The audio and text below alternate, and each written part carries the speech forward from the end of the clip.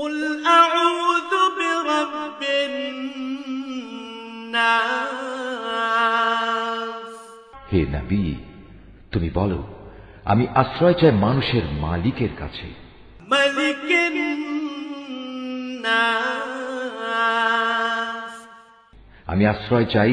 মানুষের আসল বাদশাহর কাছে, إله الناس আমি আশ্রয় চাই মানুষের একমাত্র মাবুদের কাছে, من شر الوسواس الخناس আমি আশ্রয় চাই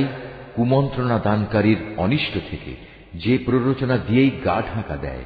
الذي يوسوس في صدور الناس যে মানুষের অন্তরে কুমন্ত্রণা দেয়,